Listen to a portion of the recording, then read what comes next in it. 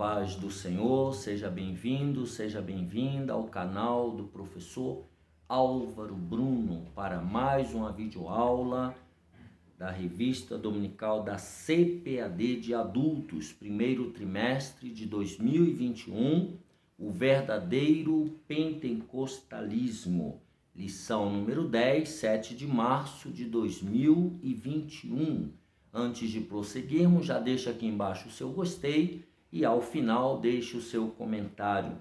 O Senhor Jesus cura hoje. Texto áureo. É Ele que perdoa todas as tuas iniquidades e sara todas as tuas enfermidades. Salmo 103, verso 3. A cura de enfermidades é um dos benefícios da obra redentora do Calvário. Leitura bíblica em classe se encontra no profeta Isaías, capítulo 53, do versículo 4 ao 6, Mateus, capítulo 8, versículos 16 e 17. Verdadeiramente Ele tomou sobre si as nossas enfermidades e as nossas dores levou sobre si, e nós o reputamos por aflito, ferido de Deus e oprimido. Mas ele foi ferido pelas nossas transgressões e moído pelas nossas iniquidades. O castigo que nos traz a paz estava sobre ele, e pelas suas pisaduras fomos sarados. Todos nós andamos desgarrados como ovelhas, cada um se desviava pelo seu caminho, mas o Senhor fez cair sobre ele a iniquidade de nós todos.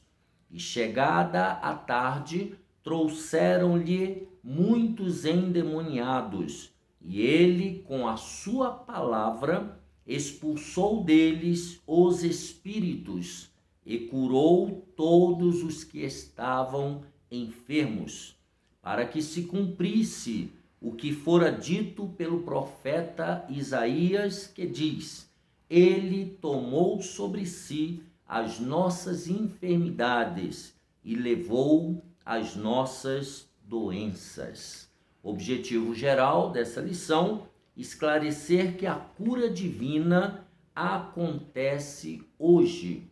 Objetivos específicos: conceituar a cura divina na Bíblia.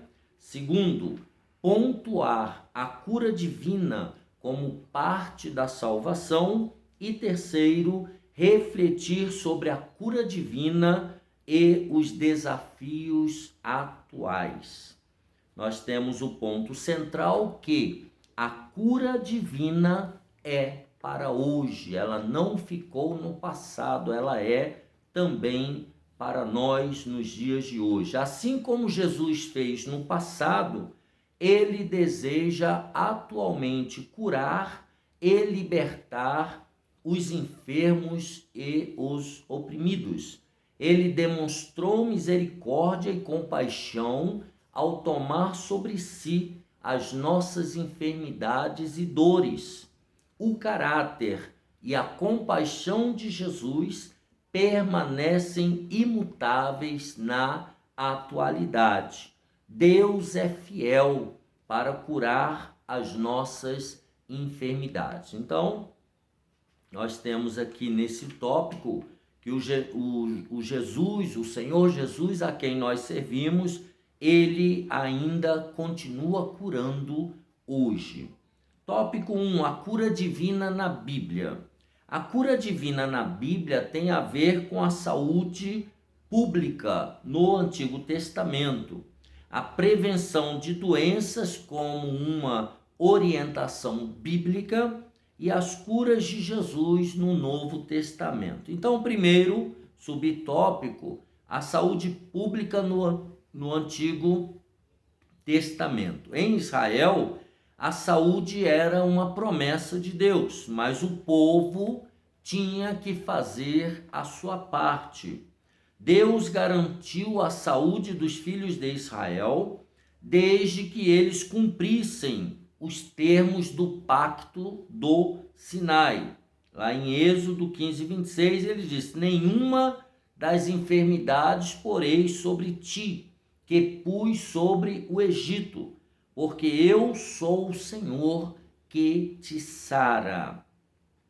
A vida dos israelitas era centrada no seu Deus. Vejamos Deuteronômio capítulo 6, o quinto livro da Torá, Deuteronômio capítulo 6, no versículo 4 ao 9. Diz assim: ouve Israel, o Senhor nosso Deus é o único Senhor. Amarás, pois, o Senhor teu Deus de todo o teu coração, e de toda a tua alma, e de todo o teu poder. E estas palavras que hoje te ordeno estarão no teu coração, e as intimarás a teus filhos, e delas falarás, assentado em tua casa e andando pelo caminho, e deitando-te e levantando-te. Também as atarás por sinal na tua mão, e te serão por testeiras entre os teus olhos. E as escreverás nos umbrais de tua casa e nas tuas portas. Então, a vida do israelita, ela era centrada em Deus. No capítulo 30 de Deuteronômio, capítulo 30 e o versículo 20. Vejamos o texto. Deuteronômio 30, versículo 20. Amando ao Senhor teu Deus, dando ouvidos à sua voz e te achegando a Ele, pois Ele é a tua vida e a longura dos teus dias, para que fiques na terra que o Senhor jurou a teus pais, a Abraão, a Isaque e a Jacó, que lhes havia de dar. Então, Deus é a vida, do povo de Israel. Então, nós temos aqui a cura de enfermidades em Israel era essencialmente milagrosa, principalmente acerca das doenças graves. O remédio não estava nos médicos, como nos povos vizinhos, mas em Deus. Vamos ver isso aí em Jeremias 17, 14. Profeta Jeremias, um dos profetas maiores, Jeremias 17, 14, em que está escrito: sara-me, Senhor, e sararei, salva-me e serei salvo, porque tu és o meu louvor. Jeremias 30, 17, abra a Bíblia, sua Bíblia de estudo pentecostal, Jeremias 30, 17, porque restaurarei a tua saúde e sararei as tuas chagas, diz o Senhor, pois te chamam a enjeitada, dizendo, é Sião, por quem ninguém pergunta. Então, a cura, o remédio da nação de Israel era o próprio Deus, o Deus que sara, Subtópico 2, a prevenção de doenças é bíblica. A alimentação saudável e a higienização adequada são bons hábitos que contribuem para a boa saúde. Quando a lei de Moisés instrui o povo sobre o padrão de higiene em Levítico 15 e os preceitos dietéticos no capítulo 17, embora parte da purificação fosse cerimonial, o objetivo principal era a saúde da população. Isso mostra o interesse divino na saúde pública e individual. Voltemos a Jeremias 8, 22, quando ele diz o seguinte: porventura não há unguento em Gileade? Ou não há lá médico? Porque, pois, não teve lugar a cura da filha do meu povo? Então é um questionamento, né? A saúde pública e a saúde individual daquele povo. A religião, nesse caso, se constitui num veículo eficaz para a conscientização coletiva. O Novo Testamento mostra que a finalidade era uma questão de saúde pública e não purificação espiritual para a salvação ou a santificação. Vejamos Mateus 15, Jesus discutindo com os fariseus, Mateus 15, do versículo 17 ao 20, ele diz o seguinte: ainda não compreendeis que tudo o que entra pela boca desce para o ventre e é lançado fora? Mas o que sai da boca procede do coração, e isso contamina o homem. Porque do coração procedem os maus pensamentos, mortes, adultérios, prostituição, furtos, falsos testemunhos e blasfêmias. São essas coisas que contaminam o homem, mas comer sem lavar as mãos, isso não contamina o homem. Então veja aqui Jesus colocando as coisas no seu devido lugar. Lavar as mãos é questão de higiene, mas isso não tem nada a ver com santificação e purificação. Mas para os fariseus, para aqueles homens que estavam distorcendo a lei, era o que eles queriam mostrar. Romanos 14, verso 2. Olha o que Paulo escreve aos Romanos. Romanos 14, 2.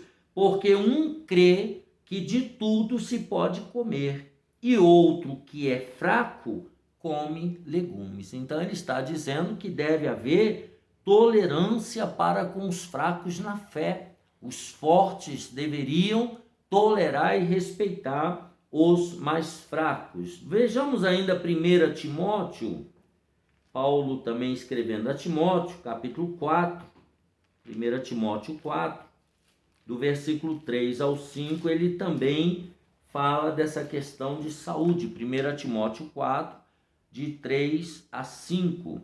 Proibindo o casamento e ordenando a abstinência de manjares que Deus criou para os fiéis e para os que conhecem a verdade, a fim de usarem deles com ações de graças. Porque toda criatura de Deus é boa e não há nada que rejeitar, sendo recebido com ações de graças.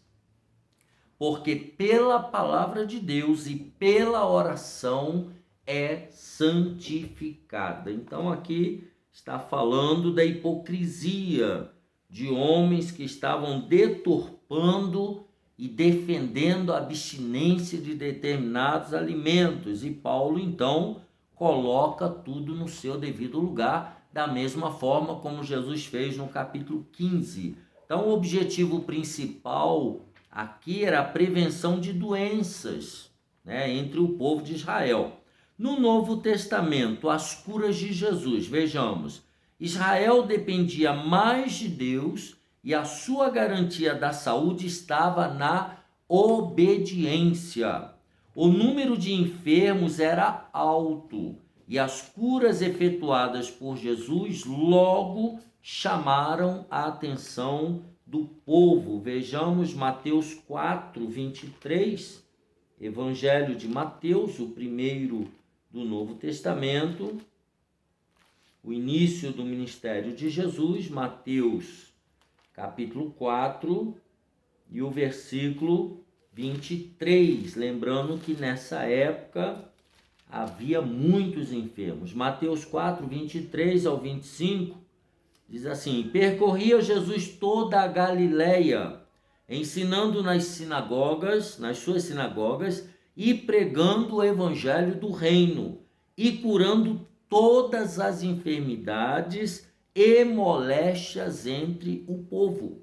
E a sua fama correu por toda a Síria, e traziam-lhe todos os que padeciam, acometidos de várias enfermidades e tormentos, os endemoniados, os lunáticos e os paralíticos, e ele os curava.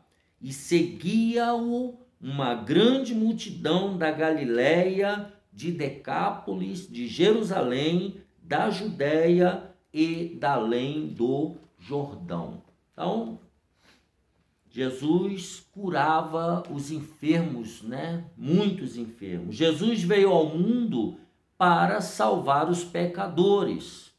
1 Timóteo 1:15, Paulo escrevendo a Timóteo, ele fala sobre o objetivo, a missão principal de Jesus era salvação dos pecadores.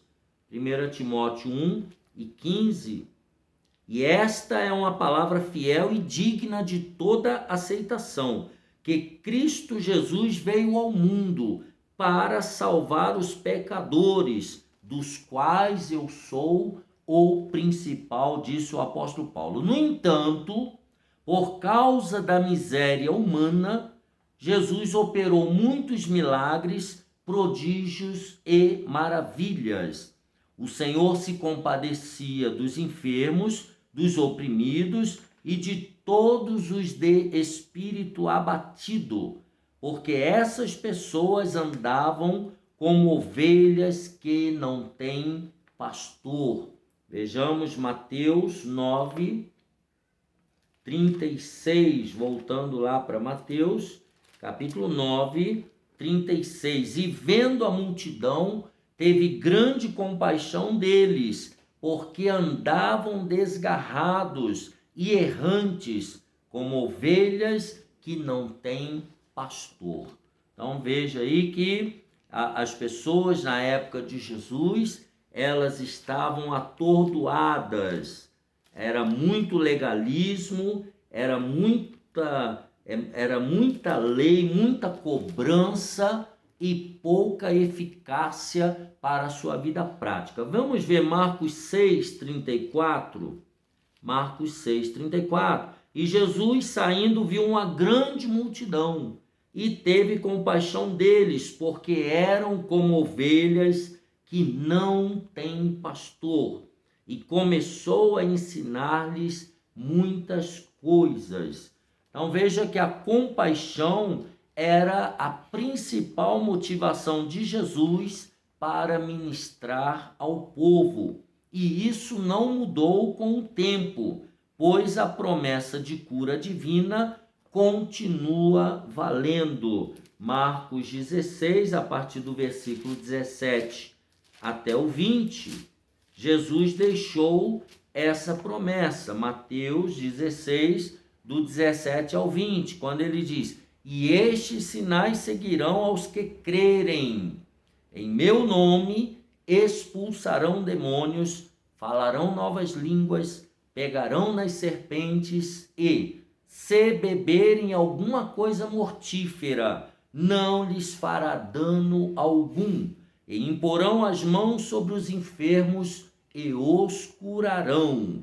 Ora, o Senhor, depois de lhes ter falado, foi recebido no céu e assentou-se à direita de Deus.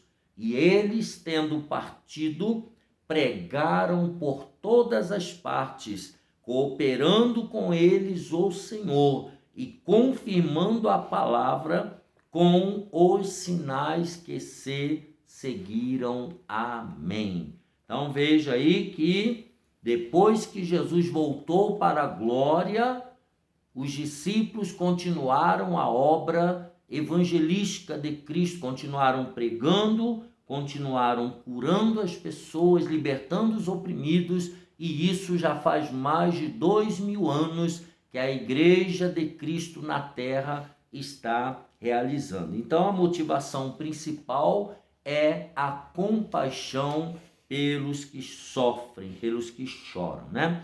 Tópico número 2, a cura divina como parte da salvação. O discurso profético de Isaías 53 anuncia a obra redentora de Jesus no Calvário. Encontramos alguns detalhes dessa palavra profética no Novo Testamento, que mostram com clareza que salvação e cura divina caminham juntas. Então vejamos o subtópico 1, salvação. É um termo que se aplica a diversas ações de Deus no Antigo Testamento em favor do seu povo, como o livramento da escravidão, da fome, da espada e das enfermidades. Lembrando que o povo de Israel, todas as vezes que pecava contra Deus, sofria com enfermidades, com escravidão, com exílio e etc., né? A salvação da condenação eterna é o livramento do poder da maldição do pecado e a restituição do ser humano à comunhão com Deus. Isso nós vemos em 2 aos Coríntios 5:19, 2 aos Coríntios, capítulo 5, e o versículo 19, que diz: isto é, Deus estava em Cristo reconciliando consigo o mundo, não lhes imputando os seus pecados, e pôs em nós a palavra da reconciliação. E aí no versículo seguinte, né, e ele vai falando que nós então nos tornamos amigos de Deus através do que Jesus fez na cruz do Calvário. Hebreus 2:15, um pouquinho mais à frente, Hebreus capítulo 2, versículo 15, diz o seguinte, 2:15, e livrasse todos os que, com medo da morte, estavam por toda a vida sujeitos à servidão. Então, enquanto Jesus não morreu na cruz do Calvário, havia uma sentença de perdição eterna, de morte, de sofrimento sobre todo o ser humano. Então, Deus propôs a salvação para todas as pessoas. Virando a página aí, você vai ter Filemon e logo antes você tem Tito. Tito 2, carta do apóstolo Paulo a Tito, versículo 2 e 11. Porque a graça de Deus se há manifestado, trazendo salvação a todos os homens. Então, a salvação de Cristo lá na cruz do Calvário é para toda a humanidade, né? E as condições para isso são a fé em Jesus e o arrependimento dos pecados. Vejamos lá Atos 3:15, Paulo falando aquele povo, Atos capítulo 3, do versículo 15 ao 19, quando Paulo, então, Pedro, melhor dizendo, nesse discurso, quando da cura daquele coxo, ele diz: vocês mataram o príncipe da vida, ao qual Deus ressuscitou dos mortos, do qual nós somos testemunhas, e pela fé no seu nome fez o seu nome fortalecer a este que vedes e conheceis, e a fé que é por ele deu a este, na presença de todos vós, esta perfeita saúde. E agora, irmãos, eu sei que o fizestes por ignorância, como também vossos príncipes. Então aqui até o versículo 19, mas Deus assim cumpriu o que já dantes pela boca de todos os seus profetas havia anunciado, que o Cristo havia de padecer. Agora vem a sentença no versículo 19. Arrependei-vos, pois, e convertei-vos, para que sejam apagados os vossos pecados, e venham assim os tempos do refrigério pela presença do Senhor. Então aqui, Pedro pregando a ele, diz que A única condição é ter fé em Jesus e se arrepender dos pecados. Então, a vontade de Deus é a salvação de todos os seres humanos. Mas para isso, cada pessoa precisa se arrepender de seus pecados e se converter ao Senhor Jesus. Lá em Atos 17, versículo 30, Paulo também diz o seguinte: mas Deus, não tendo em conta os tempos da ignorância, anuncia agora a todos os homens em todo lugar que se arrependam. Então, é importante que o homem se arrependa dos seus pecados para alcançar a salvação através de Cristo Jesus. 1 Timóteo 2 e 4, Paulo também, escrevendo a Timóteo, ele fala, começa no versículo 3, porque isto é bom e agradável diante de Deus, nosso Salvador, que quer que todos os homens se salvem e venham ao conhecimento da verdade. Mas é necessário que os homens se arrependam e creiam em Jesus como Salvador. Então, esse é o conceito de salvação. Subtópico 2, cura divina. A declaração de fé das Assembleias de Deus, da qual fazemos parte, define a cura divina como um ato da soberania, graça e misericórdia divina, que, através do poder do Espírito Santo, restaura física e ou emocionalmente aqueles que demonstram fé em Jesus Cristo. Mateus 14, 14, vire a sua Bíblia, lá no primeiro evangelho do Novo Testamento, Mateus 14, 14 diz, e Jesus saindo viu uma grande multidão e possuído de íntima compaixão para com ela, curou os seus enfermos, tá? Então veja que é muito importante o porquê Jesus cura, né? Lucas 4 e o versículo 18 e 19,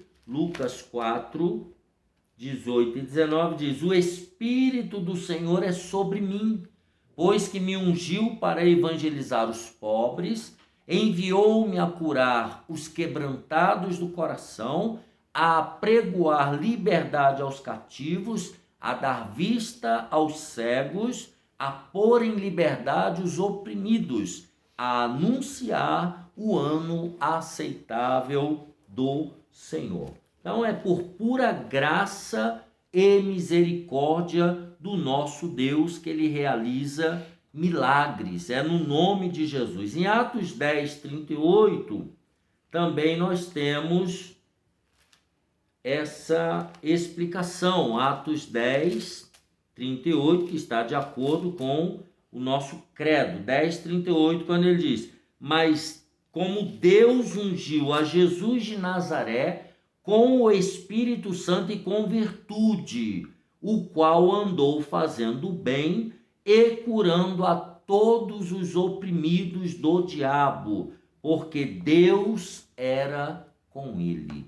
Então veja que é a misericórdia de Deus que gera a cura naquele que tem fé, naquele que crê. É tendência nossa procurar logo os médicos em caso de doença. Isso não é errado.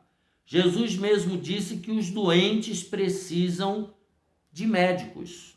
Foi isso que Jesus falou. Mateus 9, 32, 9 e 12, melhor dizendo. Abra sua Bíblia. Foi Jesus que falou isso. Mateus 9 e 12. Jesus, porém, ouvindo, disse-lhes, não necessitam de médicos sãos, mas sim os doentes. Então era Jesus aqui chancelando a medicina, chancelando o tratamento médico. Marcos 2 e 17, ele diz o seguinte, e Jesus, tendo ouvido isso, disse-lhes, os sãos não necessitam de médico, mas sim os que estão doentes. Eu não vim chamar os justos, mas sim os pecadores. Então, era uma crítica que os escribas e os fariseus estavam fazendo a Jesus. Por que ele come e bebe com os publicanos, com os pecadores? E aí Jesus responde que ele veio para os doentes, para os que precisam dele, né? Lucas era médico, Colossenses 4:14. Mais uma chancela da medicina por nosso Senhor e Salvador Jesus Cristo.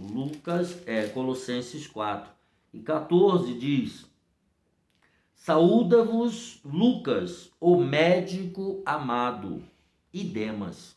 Tá? Então Lucas ele era médico. Mesmo assim, o milagre acontece também pelos recursos científicos da medicina, mas convém salientar que temos um recurso divino seguro para a cura das enfermidades, a ministração da unção com óleo em nome do Senhor sobre os enfermos. Então, nós temos esse recurso divino e precisamos utilizá-lo. Marcos 6:13, Evangelho de Marcos, capítulo 6, e o versículo 13. Marcos 6:13.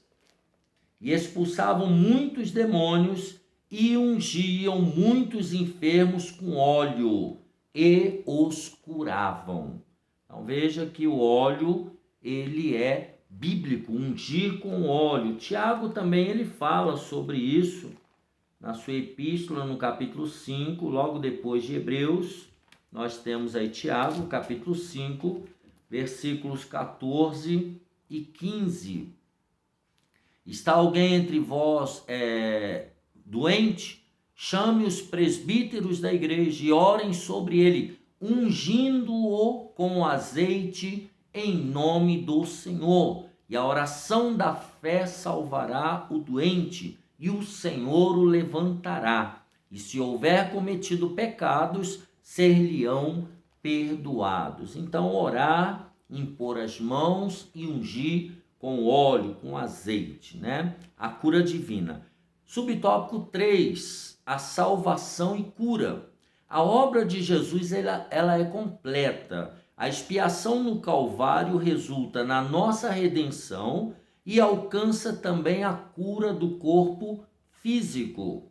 1 Pedro 2:24, já que estamos aí em Tiago, é só virar a Bíblia de Estudo Pentecostal, a melhor Bíblia de Estudo do Brasil. 1 Pedro 2:24. Levando ele mesmo em seu corpo os nossos pecados sobre o madeiro, para que, mortos para os pecados, pudéssemos viver para a justiça, e pelas suas feridas fostes sarados. Então, a salvação que Cristo comprou na cruz, ela é completa, ela salva e ela também cura o corpo físico. Desde o Antigo Testamento que a salvação e a cura andam juntas. Nós já lemos Jeremias 17:14. A cura espiritual geralmente precede a cura física. Então a cura espiritual, ela é mais importante, ela vem primeiro. É ele que perdoa todas as tuas iniquidades e sara todas as tuas enfermidades. Salmo 103, verso 3. A cura do paralítico de Cafarnaum, lá em Mateus 9, de 1-8, e passagens paralelas nos evangelhos sinóticos revelam essa verdade. A vontade de Deus é, portanto, curar tanto a alma como o corpo. Acabamos de ler em Tiago 5, 14 e 15, que depois de curado o físico também há perdão se a pessoa tiver cometido pecados. Subtópico 4, Isaías 53, versos 3 e 4, diz: o Novo Testamento interpreta Isaías 53 como a provisão de Deus em Cristo para cura física e espiritual. O Evangelho de Mateus aplica a palavra. Ele tomou sobre si as nossas enfermidades e as nossas dores levou sobre si, ao ministério de cura do Senhor Jesus Cristo. O verbo sarar, pelas suas pisaduras fomos sarados, Isaías 53:5, indica a cura física. Isso está muito claro nas inúmeras curas físicas de enfermos efetuados por Jesus. Mateus 8, 16, 17. Essa cura é também espiritual e isso diz respeito à salvação. Acabamos de ler 1 Pedro 2, 24. Levando ele mesmo em seu corpo os nossos pecados sobre o madeiro, para que, mortos para os pecados, pudéssemos viver para a justiça, e pelas suas feridas fostes sarados. Então nós vemos aqui que o Novo Testamento, ele chancela, ele interpreta, e aprova aquilo que Jesus fez, o que aconteceu profeticamente em Isaías, ele profetizando, Jesus, ele cumpre tudo isso no seu ministério terreno. Então, resumindo o tópico 2, o discurso profético de Isaías 53 e seu cumprimento no Novo Testamento mostram que salvação e cura divina caminham lado a lado, caminham juntas. Vamos ao tópico 3 para finalizarmos. A cura divina e os desafios atuais. Os desafios atuais são diversos, e dentre eles, saber sobre a natureza da enfermidade, se o problema é físico ou espiritual, e ter o discernimento sobre a vontade de Deus. Então, são 3 desafios. Primeiro, as doenças. As enfermidades são uma das causas de maior sofrimento ao ser humano. Elas são consequências direta ou indireta do pecado. Pois se não existisse pecado, não existiriam enfermidades. Então, quando Adão e Eva pecou lá no Jardim do Éden, desobedecendo a ordem divina para não comer do fruto, da árvore, a partir dali houve uma deterioração da vida humana, da vida terrena, da vida animal, da vida vegetal. Tudo foi se desestruturando e morrendo. Porque Deus havia dito para Adão: no dia em que dela comeres, morrerás. E com ele, tudo também passou a morrer e passou a ter enfermidades. Mas isso não significa que todos os enfermos estejam em pecado. Nós estamos falando do que é ligado diretamente ao pecado e do que é indiretamente ligado ao pecado. Há enfermidades que são consequências diretas do pecado, como, por exemplo, em João 5:14, aquele enfermo, aquele paralítico do tanque de Betesda, no versículo 14, Jesus diz assim, depois Jesus encontrou no templo e disse-lhe: eis que já estás são, não peques mais, para que te não suceda alguma coisa pior. Imagine, o camarada ficou 38 anos paralítico e Jesus agora cura e diz: olha, não peca mais, não faz de novo, para que não te aconteça coisa pior. Meu Deus, que coisa pior do que 38 anos paralítico à beira de um tanque? Olha, só Jesus mesmo, né? Então, há enfermidades que são consequências diretas do pecado. No entanto, não se pode generalizar, visto que cada caso tem suas peculiaridades. Então, não devemos generalizar. Nem toda enfermidade tem a ver com o pecado. Subtópico 2, as enfermidades entre os crentes. Grandes homens de Deus não conseguiram se livrar das doenças. Esse é um desafio, às vezes, fora da compreensão humana. O apóstolo Paulo tinha um espinho na carne, está lá em 2 Coríntios 12, do versículo 7 ao 10. e qualquer que seja a natureza desse problema, era sem dúvida uma enfermidade. Isso é confirmado em Gálatas 4, do 13 ao 15. Timóteo tinha problemas no estômago. 1 Timóteo 5, 23. Paulo deixou Trófimo doente em Mileto. 2 Timóteo 4 e 20. Então, a enfermidade, quando ataca um servo de Deus, isso acaba se tornando quase que um mistério, né? Às vezes Deus não cura, nós não sabemos o porquê.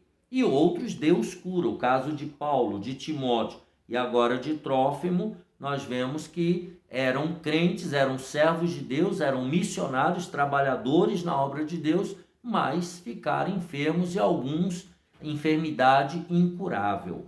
Tá? Subtópico 3, e aqui a gente termina. Não confundir doença com possessão maligna, que é outro problema também no meio cristão. Jesus conferiu à sua igreja o poder de curar enfermos e libertar os oprimidos do diabo. Mateus 10 e 8, quando ele deu a missão ali para os apóstolos, lá em Marcos 16, do 15 ao 20, que nós já lemos também, ele deu essa autoridade à igreja, representada pelos seus trabalhadores do evangelho.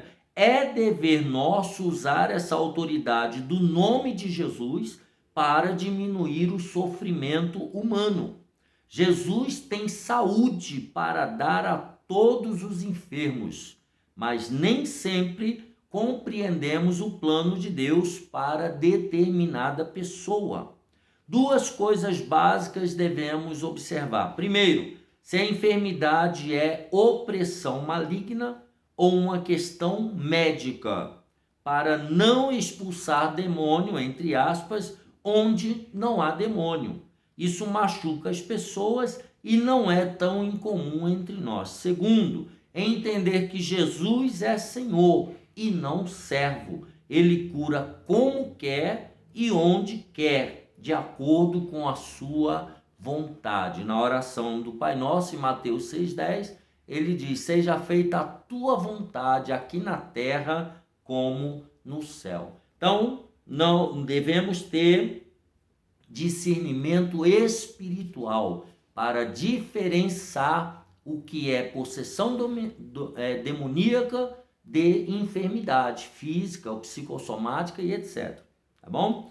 Tópico, então, resumo: saber sobre a natureza das enfermidades, se são físicas ou espirituais, e ter o discernimento da vontade de Deus são os desafios atuais. Que Deus te abençoe e te guarde. Terminamos então a lição número 10. O Senhor Jesus cura hoje.